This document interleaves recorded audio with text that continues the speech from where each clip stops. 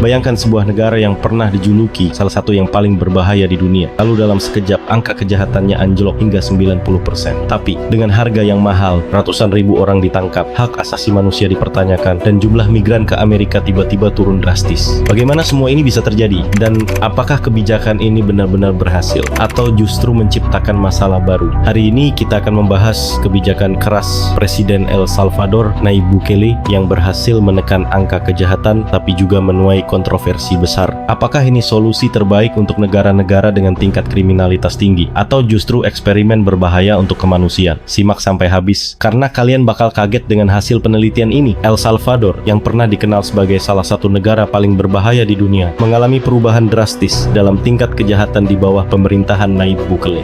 Paradela Lopez dan Anton dalam jurnal Defense and Peace Economics 2025 menyoroti dampak dua kebijakan utama Bukele, yakni Territorial Control Plan 2019 dan State of Exception 2022.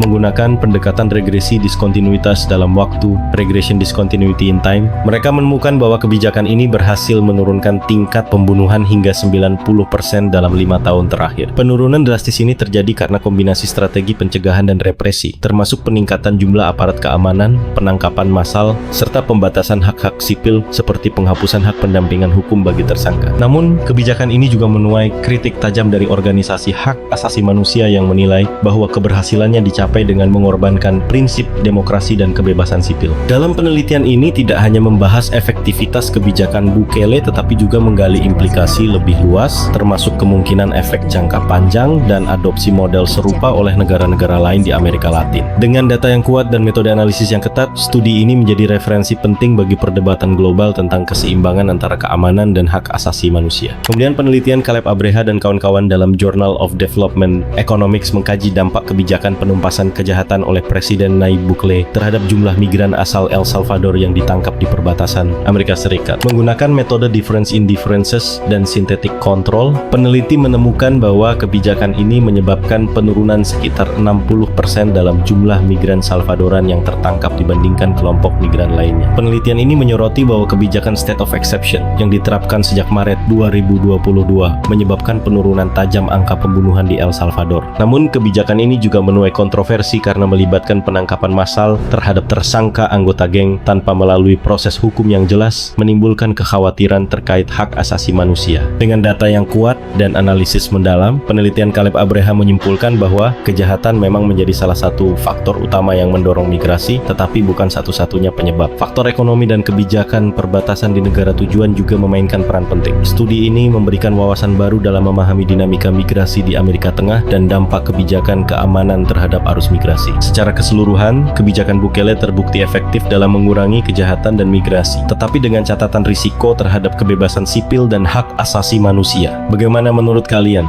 Apakah kebijakan ini efektif atau hanya solusi sementara yang bisa berbalik arah? Tulis pendapat kalian di kolom komentar. Jangan lupa like, share, dan subscribe biar nggak ketinggalan pembahasan menarik lainnya. Sampai jumpa di video selanjutnya.